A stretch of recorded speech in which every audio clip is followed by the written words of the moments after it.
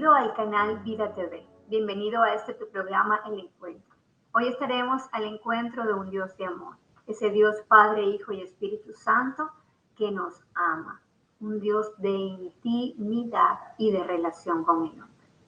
Amado Dios y Padre Celestial, Dios Todopoderoso y Eterno, hoy nos acercamos confiadamente ante el trono de la gracia, creyendo, Señor, que tú nos extenderás tu oído, Padre, para escuchar nuestro clamor, para hacerte presente en este canal y permitir que tu unción y tu presencia fluya de tal manera que pueda causar un efecto transformador en nuestras vidas, que tu palabra sea alumbrada, que nos des entendimiento, conocimiento, inteligencia, sabiduría para seguir adelante. Y hoy nos tomamos de tu mano derecha, de tu mano de justicia, de tu mano de favor, y creemos que ese Dios todopoderoso no nos soltará y queremos tener una intimidad contigo.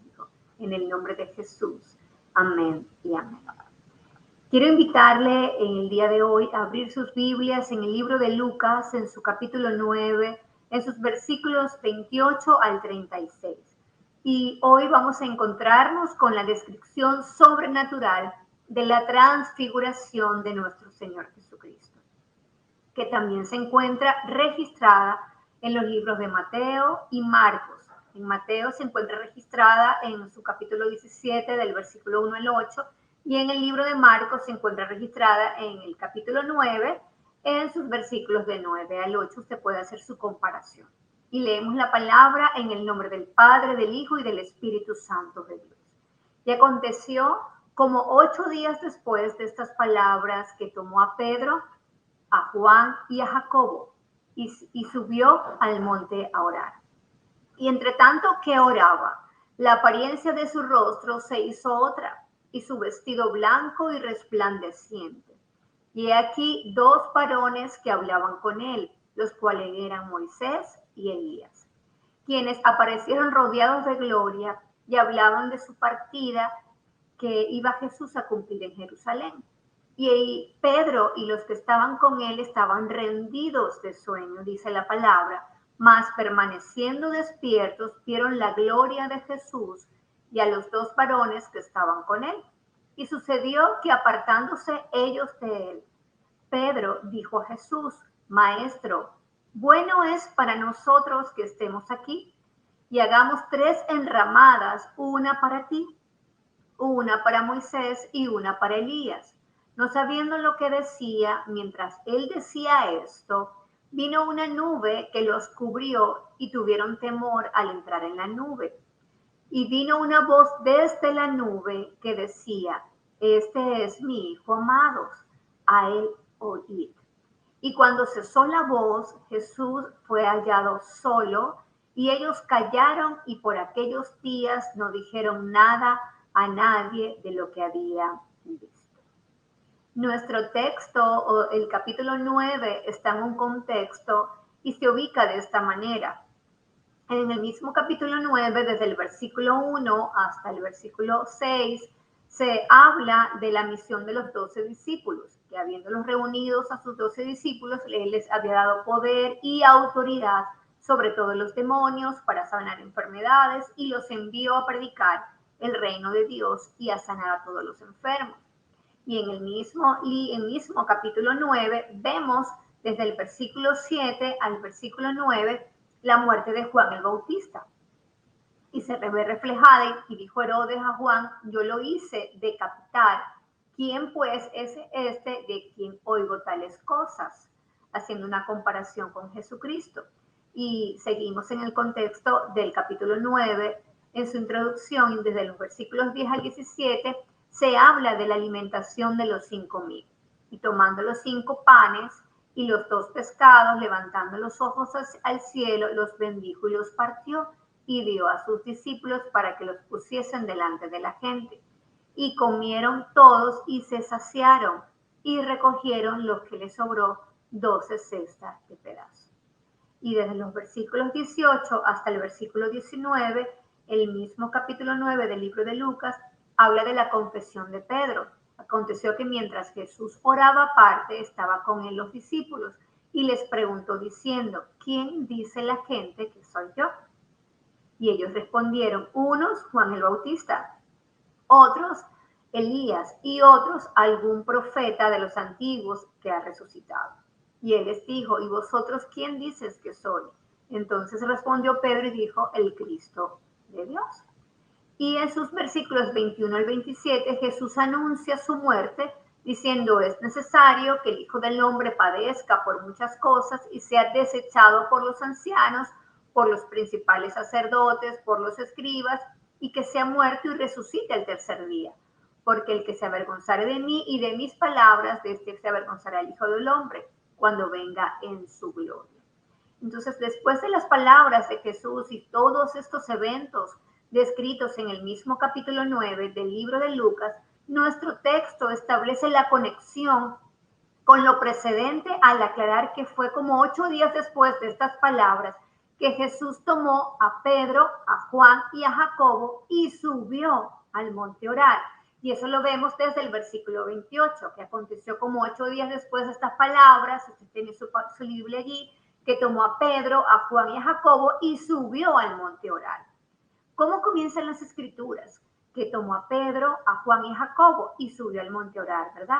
En hebreo, alad sugiere movimientos desde un lugar bajo hasta un lugar más alto, la palabra hebrea. En Génesis, en su capítulo 2, en su versículo 6,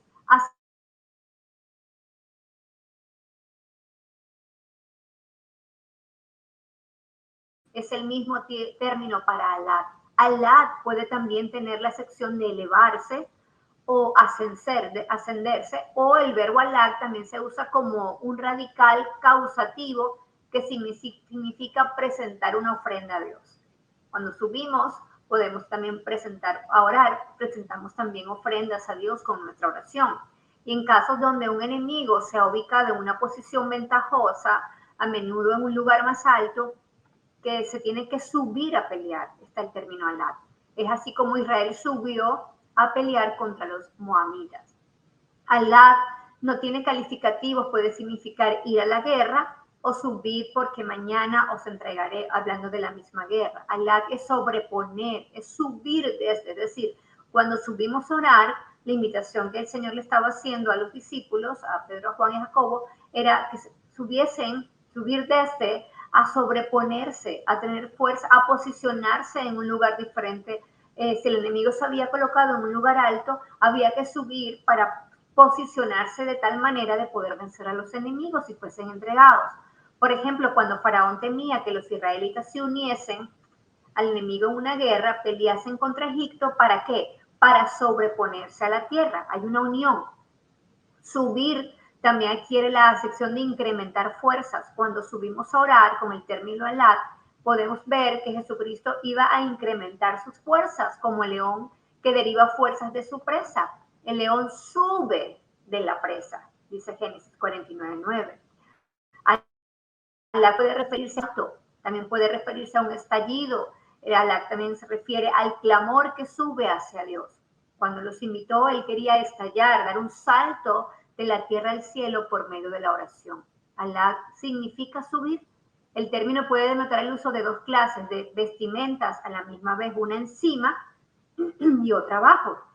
Por eso cuando subimos a orar, nuestra vestimenta espiritual cambia. Podemos tener una vestimenta abajo, ¿verdad? La vestimenta que tenemos, andamos vestidos como nos vestimos a diario en nuestra cotidianidad, pero en el momento de la oración hay un cambio de vestimenta, de esa que está encima, la que se posiciona encima de nosotros, que es la que se posiciona espiritualmente para que podamos acceder al trono de la gracia por medio de Cristo. Qué interesante, Jesucristo allí en ese monte hizo ver sus dos vestimentas, hizo ver las vestimentas terrenales, dice la palabra, y sus vestimentas celestiales. Y eso le sucede también a los hijos de Dios. Cuando subimos a orar se denotan dos clases de vestimentas en nuestras vidas simultáneamente, las terrenales y las celestiales, que son las de Cristo. Y allí en el monte de la transfiguración estaba sucediendo ante los ojos de los discípulos en la tierra que él era el Hijo de Dios, hecho hombre. Y en el cielo él era el Hijo de Dios con vestiduras resplandecientes, con vestiduras de reyes. Esas vestiduras que no podía no se podía ver visiblemente en la tierra. Cuando subes a orar, hay un cambio de vestidura. Y es importante que tengamos este precedente y la percepción correcta de lo que Cristo hace en cada uno de nosotros. Nosotros cuando nos acercamos a orar, déjeme decirle que subimos a dar un salto, a sobreponernos, a incrementar nuestra fuerza, a colocarnos en un lugar diferente, más alto del enemigo y a cambiar nuestras vestiduras. Es por eso que al subir la oración desciende y la vestidura real. Es como que usted sube y la vestidura real desciende y baja la voz que establece la identidad, donde le dice a usted que ha recibido a Cristo como nuestro Señor y Salvador, como reconociendo que es el Hijo de Dios, que vino a la tierra, que murió en la cruz, que se hizo carne y que está sentado a la diestra del Padre. Si usted ha recibido a Cristo, usted recibe en el momento de la oración, se establece sobre usted la identidad de Hijo de Dios. Y va a haber una voz que va a decir, este es mi hijo, esta es mi hija amada de la cual tengo complacencia, porque está con las vestiduras de Cristo delante del Padre. Esto no solo lo oyeron los discípulos en ese momento, también lo oyeron debajo de la tierra. El adversario puede oír, cuando usted sube a orar, puede oír lo que usted representa para Cristo, que está sentado en los lugares celestiales, y puede ver su autoridad y puede ver su investidura real. Igual se cumple para nosotros, tenga la certeza para ello. La posición de oración de nosotros hace temblar el infierno porque nos posiciona como hijos de Dios. Porque a todo lo que recibimos a Cristo se nos ha dado ¿qué? La potestad de ser llamados hijos de Dios. Y fíjese que en el versículo 29 y 30 que dice, y entre tanto que oraba, la apariencia de su rostro se hizo otra, y su vestido blanco y resplandeciente. Qué hermoso. Y aquí dos varones que hablaban con él, los cuales eran Moisés y Elías. Por el hecho de que la apariencia del rostro de Jesús cambia durante la oración y sus vestidos se vuelven blancos y resplandecientes, y establece una conversación entre Jesús, Moisés y Elías. Durante la oración, la apariencia del rostro, es decir, eidos, de Jesús cambia y su vestido se vuelve como resplandeciente. El hecho de que el rostro de Jesús cambia de aspecto nos hace recordar lo sucedido con la apariencia de la gloria del Señor en Éxodo 24:17. Dice, y la apariencia de la gloria de Jehová era como un fuego abrasador en la cumbre del monte, a los ojos de los hijos de Israel. ¿Qué sucedió en este momento? Sucedió el egéneto, que viene de la palabra géneto, es el vocablo griego que significa se hizo, y se encuentra en Juan 1:14, el verbo hecho carne. Qué interesante, en el principio él era el verbo y el verbo era con Dios. Se refiere a un definido momento histórico en la historia humana. El verbo, que es el Hijo de Dios y que es eterno, traspasó la pared divisoria y entró en la experiencia humana de tiempo y espacio, haciéndose carne, haciéndose hombre, el cual siendo en forma de Dios, dice la Biblia, no estimó el ser igual a Dios como cosa que aferrarse, sino que se despojó a sí mismo, tomando forma de siervo, hecho semejante a los hombres, y estando en la condición de hombre, se humilló a sí mismo, haciéndose obediente hasta la muerte y muerte de cruz. Qué hermoso. Eidos representa la forma visible, el morfe, la forma. Aquí se ve representada la forma visible de Dios. También el Padre que me envió ha dado testimonio de mí, dijo Jesús. Nunca habéis oído su voz ni habéis visto su aspecto. Este término reconoce que nuestra capacidad de ver a Dios es imperfecta y no somos capaces de ver verdaderamente a Dios de forma completa y directa. En el pensamiento trinitario, la encarnación de Jesucristo, la encarnación de Jesús, podría pensarse en algunos contextos como morfe, como Jesús, así como fue Dios, pudo aparecerse a nosotros dejando una gran dimensión invisible, una sustancia de la naturaleza de Dios, o demostrando la naturaleza de Dios. Eidos contiene el concepto de la forma verdadera y real de Dios, que carecemos nosotros de la capacidad, carecemos de la perspectiva para ver adecuadamente, debido a nuestras limitaciones humanas, lo que Dios representa o cómo Dios está representado en el cielo.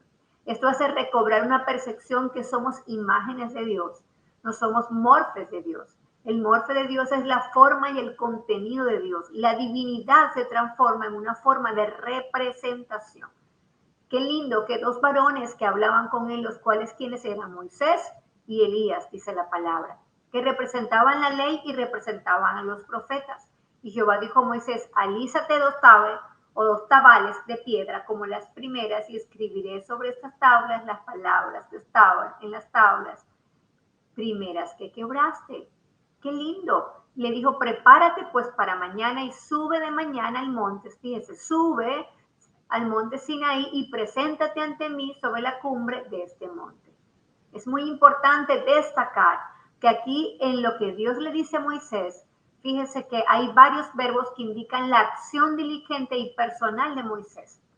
Le dijo, por ejemplo, alízate, le dijo, prepárate, le dijo, sube y preséntate. Entonces, en la intimidad, en el subir, en buscar a Dios, como Jesucristo lo estaba haciendo con los discípulos, el Señor tenemos que tener una actitud, una acción diligentes. Debemos alistarnos, debemos prepararnos, debemos subir y nos debemos presentar ante Dios en oración. Debemos procurar la intimidad.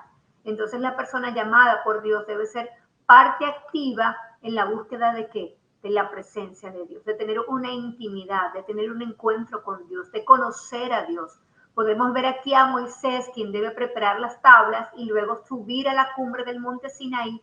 Recordemos que él acaba de terminar un ayuno y comenzó uno nuevo. Es importante tener en cuenta que existen dos caminos específicamente para llegar a la cima del monte Sinaí. El primero se llama el Siquet Basair y es el más largo y menos empinado. Dura aproximadamente 2 horas y media de camino. Y el segundo camino se llama Siquet Sayinat, Musa, que literalmente significa el camino de Moisés. Es como el más directo y más pronunciado y tiene unos 3.750 pasos, llamados pasos de arrepentimiento. Todo esto nos habla del esfuerzo y el compromiso propio de la persona en su búsqueda a Dios. Este último solamente es recomendable para aquellos caminantes más preparados, ya que lleva hasta la cima ascendiendo los 3.750 escalones llamados los pasos de la penitencia, de igual forma. Aquí está siendo evidenciado que ahora el camino para llegar al Padre iba a ser por medio de nuestro Señor Jesucristo. No el camino de los 3.700 pasos, ni penitencias, ni caminos de arrepentimientos, como los que vivió Moisés. Iba a ser por medio de Cristo, iba a existir un nuevo camino para la intimidad con nuestro Padre. No sería un camino empinado y lleno de penitencias, sino envuelto en la intimidad, envuelto en el nombre de que está sobre todo nombre, envuelto en el nombre de nuestro Señor Jesucristo, nos iba a dar acceso al Padre. Elías, que también es el otro personaje histórico de la Biblia, así como Moisés, también presente en el versículo, representa los profetas, y el nombre Elías significa Yahvé es mi Dios. En los días cuando el gobierno de Acab oficialmente apoyaba la adoración de dioses a Baal y otros dioses aún, el nombre de este profeta le decía la verdad. Era un tiempo crucial en la historia de Israel. Parecía como si la adoración al verdadero Dios podría ser completamente eliminada del reino del norte y la tierra literalmente estaba llena de sacerdotes de Baal y de las arboledas y cortes que ellos tenían. Toda la tierra parecía estar en apostasía. De todos los miles de Israel, solamente 7,000 quedaban, los cuales no habían doblado, dice la palabra, sus rodillas o no habían besado la mano de Baal. Pero estaban paralizados con temor, se mantuvieron como inmóviles, con la misma existencia, que no conocían lo que Elías, la intimidad que Elías tenía con el Padre, no tenían esa intimidad y ellos estaban envueltos, atemorizados con todo lo que se estaba viviendo a su alrededor. Y qué interesante que ese mismo profeta nos hace referencia a la Biblia, que no habría lluvia ni rocío en esos años, sino por mi palabra. Wow, qué interesante cómo Elías se manifestó con un poder sobrenatural, demostrando la intimidad y el respaldo de Dios sobre su vida. Esta fue una demostración dramática en contra de los dioses paganos de Baal, quien se pensaba que era el Dios del cielo y el Dios del clima. Gloria al que vive y reina por los siglos de los siglos. Elías mostró que por medio de sus oraciones, por medio de la intimidad hacia Dios, al Dios de Israel, Yahvé era más poderoso que Baal. Así como usted y yo, por medio de nuestra intimidad, por medio de nuestra búsqueda espiritual, podemos demostrar con nuestras oraciones al Dios de Israel, al Dios altísimo, al Dios todopoderoso, al Dios verdadero. Y podemos decir que nuestro Dios es más poderoso que cualquier Dios. En la antigua religión en contra de la nueva, el hijo de la naturaleza en contra del hijo de las cortes de los dioses de Baal. Qué interesante. Elías no solamente era el profeta de esta sequía en el sentido de la oración, él fue la causa de la sequía. Él oró y sucedió, dice la Biblia, lo dice en Santiago 5, 17 y 18. Y pone esto en claro, Elías era hombre sujeto a pasiones semejantes a las nuestras. Quiere decir semejantes a sus pasiones y a las mías. Y oró fervientemente para que no lloviese. Y dice la Biblia, y no llovió sobre la tierra por 3 años y 6 meses. Y otra vez oró, es decir, otra vez subió, tuvo un helado, y el cielo dio lluvia y la tierra produjo su fruto. Allí estaba representado Moisés, allí estaba representado Elías, allí estaba Jesucristo, y allí estaban los discípulos que representaban la iglesia. Estaba Juan, estaba Jacobo, estaba Pedro, estaba la intimidad que ellos tenían con Dios. Qué interesante que Jesucristo era un Dios de multitudes, que predicaba a 5,000, a 3,000 personas, que hacía sanidades, que irrumpió en las estructuras religiosas, pero Jesucristo a su vez demostró en su caminar que era un Dios de intimidad y fue reduciendo de los 5,000 o de todo lo que él recorría en ese tiempo, de todas las personas que él amó y que conoció y que creyeron en él seleccionó a 12 discípulos para que estuviesen en él. Y qué bonito que de los 12 discípulos podemos ver como Juan, Jacobo y Pedro también fueron partes como de su círculo íntimo de oración, su círculo íntimo. Había una intimidad, estaba dejando bien reflejado eso. Y me llama aún más la atención que de 12, 3 y 1, porque se dice que Juan, su discípulo amado, el de la intimidad, fue el que tuvo la revelación o tuvo la intimidad con Dios para él darle la responsabilidad de darle el libro de la revelación. Y fue su íntimo, ese discípulo amado. O sea que estar en el seno de Dios, estar en su intimidad, trae mayor revelación a nuestra vida, trae mayor gloria y trae mayor manifestación de Él sobre nosotros. Y simbólicamente, la aparición de Moisés y Elías representa la ley y los profetas. Y mire lo que sigue diciendo en su mismo capítulo 9, que estamos en el libro de Lucas, en su versículo 31, y quienes aparecieron rodeados de gloria y hablaban de su partida que iba Jesús a cumplir en Jerusalén. Y es importante también que aquí podemos ver cómo está el cumplimiento de Dios para la humanidad por medio de nuestro Señor Jesucristo y la identificación de Moisés y Elías que aparecen rodeados de gloria y hablaban con Jesús de su partida que habrá de cumplir en Jerusalén nos conecta con el pasado y con la tradición de la ley y los profetas. Pero mire que en el versículo 32 y Pedro y los que estaban con él estaban rendidos de sueño, mas permaneciendo despiertos vieron la gloria de Jesús y a los 2 varones que estaban con él.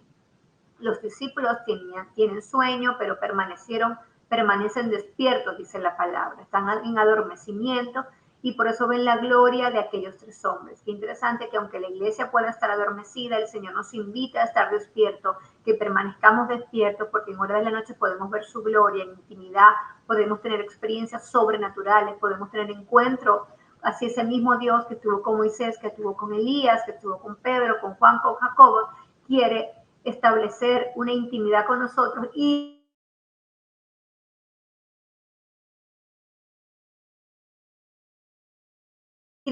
despiertos, permanecer.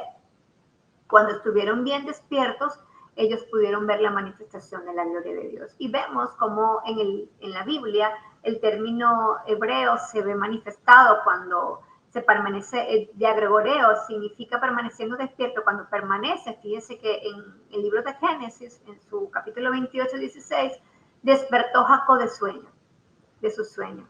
La misma palabra dice, despierta Débora, que dijo en su angustia y dolor, Jot, se despertó, hacia el hombre ya si no vuelve a levantarse hasta que no haya cielo, no despertará. ni se levantarán de sus sueños. Es profundo lo que dijo Job, lo voy a volver a leer. Así el hombre yace y no vuelva a levantarse. Hasta que no haya cielo, no despertarán, ni se levantarán de sus sueños. Oh, ¿quién me diera que me escondiese en el Seol, que me encubriese hasta apaciguarte tu ira, que me pusiese plazo y de mí te acordaras? Si el hombre muriera, volverá a vivir, dice Job, todos los días de mi edad esperaré hasta que venga mi liberación. Entonces llamarás y yo te responderé y tendrás afecto a la hechura de tus manos. Allí Job estaba dando un clamor, subir, dijo un alad, o sea, dio un estallido, dio un salto, se posicionó para dar cánticos de liberación y reconocer que aunque estaba literalmente acostado, podía levantarse por medio de la oración y que el Señor podía recordar y tener memoria de él. Si por un lado se presta atención a Jesús, nuestro relato también dirige nuestra atención a la experiencia de estos 3 discípulos que están con él. Es una forma de conectar con la resurrección de Jesús, con el hecho de que él tenía que padecer para entrar en su gloria. Los discípulos están viendo una anticipación, una manifestación sobrenatural de Jesucristo. Y la apariencia de la gloria de Jehová era como un fuego abrasador, dice el libro de Éxodo, en la cumbre del monte ante los hijos de los ojos de los hijos de Israel. Y en Lucas, en su versículo 33, ya para que vamos terminando, sucedió que apartándose ellos de él, Pedro dijo a Jesús: Maestro, bueno es para nosotros 3 enramadas, una para ti, una para Moisés y una para Elías, no sabiendo lo que decía, dice la Biblia. Cuando sucede este egéneto, la separación de Moisés y Elías de Jesús, Pedro propone a Jesús que es bueno construir 3 enramadas, uno para cada uno de los 3 personajes que él había visto en la gloria. El narrador nos dice que no sabía lo que decía. El significado bíblico de enramadas, una tienda, una cabaña o un tabernáculo, el cual se solía usar como morada por la gente de la antigüedad. Aunque en el texto diga que Pedro no sabe lo que dice, al proponer a Jesús la construcción de 3 enramadas, el deseo de prolongar esta experiencia es muy humano. Pedro no sabía lo que hablaba, sin embargo, aunque sus palabras parecen ser confusas y oscuras, se aclaran un poco si recordamos que en las fiestas anuales de los tabernáculos se acostumbraba erigir una pequeña enramada para cada adorador individual, dentro de la cual podía apartarse y entregarse a su devoción. El objeto de la proposición de Pedro aparece y parece haber sido la de demorar que Moisés y Elías se apartasen. La expresión maestro es para nosotros hasta aquí, es querer trasladar lo visto, lo sorprendente, al plano terrestre y conocido y prolongado en la realidad, viéndolo no como el Hijo de Dios, sino viéndolo como el Maestro. Y fíjese lo que dice el versículo 34. Mientras él decía esto, vino una voz que los cubrió y tuvieron temor al entrar en la nube. Y vino una voz desde la nube que decía: este es mi Hijo amado, a él oíd. La voz desde la nube que apunta hacia otra realidad es la que Jesús es el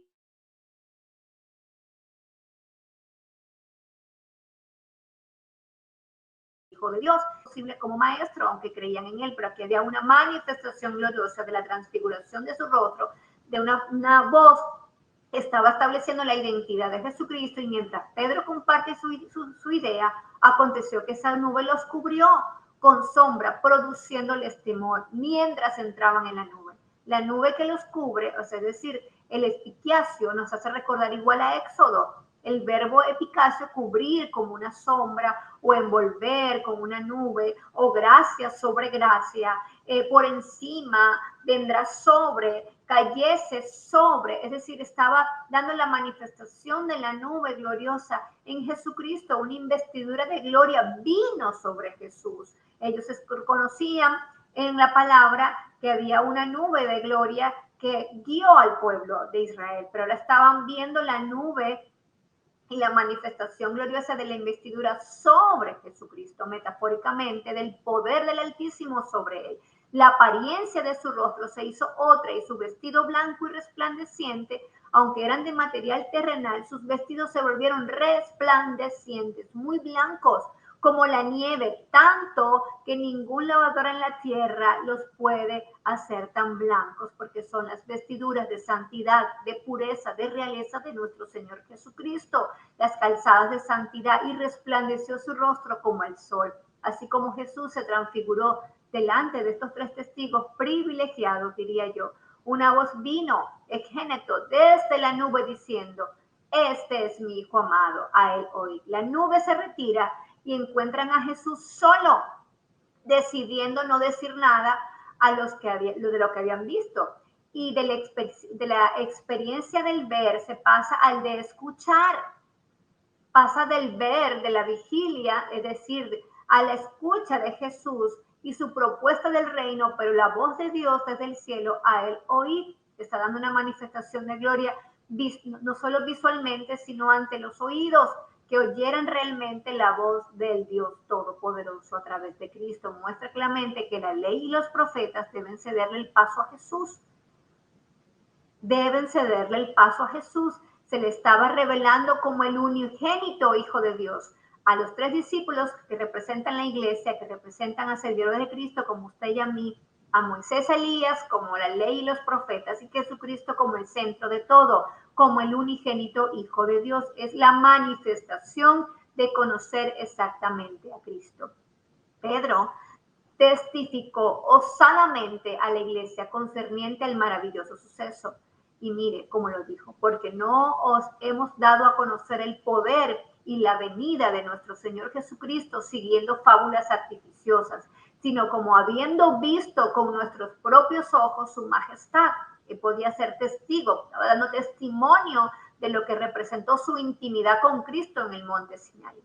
El que tiene intimidad con Cristo puede hablar sobre él de manera sobrenatural, no con fábulas artificiosas, pues cuando él recibió de Dios Padre honra y gloria, continuó diciendo Pedro, le fue enviada desde la magnífica gloria una voz que decía: este es mi Hijo amado, en el cual tengo complacencia. Y nosotros oímos esta voz enviada del cielo cuando estábamos con él en el Monte Santo. La intimidad te hace visible el cielo y te permite testificarlo con poder y con obras sobrenaturales. Pedro había tenido impartición. La sombra del apóstol Pedro sobre los enfermos, dice la Biblia, que tanto que sacaban los enfermos a las calles y los ponían en camas y lechos para que al pasar Pedro, a lo menos de su sombra cayese sobre alguno de ellos. Es posible que la sombra en el monte Sinaí cayó sobre él. Es posible que la impartición de Jesús fue entregada sobre él en un tiempo, y si no, continuó su intimidad con Cristo y él pudo tener una demostración de lo que había visto en su intimidad, de lo que había oído en su intimidad, y a su vez pudo impartirlo porque tuvo la herencia de parte de Dios. Y en los versículos 35 y 36 dice: y vino una voz desde la nube: este es mi Hijo amado, del cual tengo complacencia. Subir a la montaña y tener una visión como la que nos cuenta Lucas es también reconocer nuestro pasado de fe. En este pasado está Moisés recordándonos la ley, recordándonos la palabra y el encuentro teofónico en el Sinaí. Y Elías y su profecía militante, pero también su experiencia en la cueva del monte, un Señor silencioso que no estaba en el viento, que no estaba en el terremoto, ni estaba en el fuego, sino que apenas se manifestó como un silbo apacible y delicado que representa la intimidad de Dios sobre la iglesia. Este es mi Hijo amado,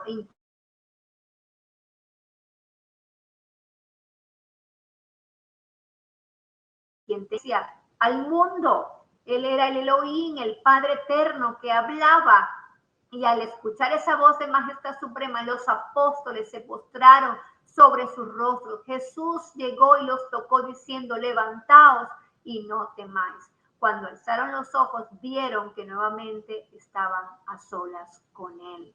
Hay una intimidad con Cristo, hay una porción simplemente para nosotros con él. Es interesante que Jesús fue un hombre de multitudes, fue un hombre, pero es un hombre fue hecho hombre, Dios hecho hombre, y fue un hombre de multitudes y fue un hombre de intimidad, pero a su vez ahora sentado a la diestra del Padre como el Hijo amado de Dios, ya sentado en su gloria, también anhela nuestra intimidad con él.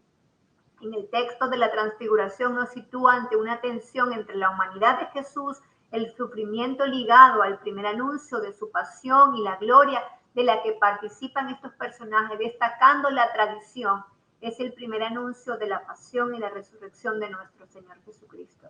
Lo más maravilloso es que cuando este milagro de la transfiguración terminó, Moisés y Elías desaparecieron, pero Jesús se quedó con sus discípulos. Moisés y Elías regresaron al cielo.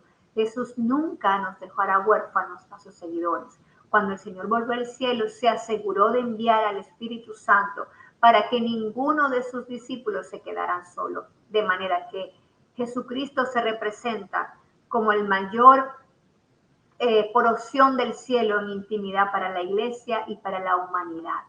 Jesucristo es lo único que necesitamos, su intimidad, su porción, la intimidad con Dios. El discípulo amado nos da esa perspectiva bien amplia de lo que entrega el Señor a los que están recostados en su pecho, a los que son íntimos. El Señor nos tiene no nos va a tener como hijos preferidos, ni como acepción de personas, porque la Biblia dice que el Señor no hace acepción de personas, pero sí creo fielmente que Jesucristo tiene hijos íntimos al cual le revela su gloria, le revela la impartición del cielo, y que puedan oír su voz diciendo, este es mi hijo amado al cual tengo complacencia, y trae una manifestación gloriosa de su poder y su impartición sobre cada aquel que se dispone a tener intimidad con él.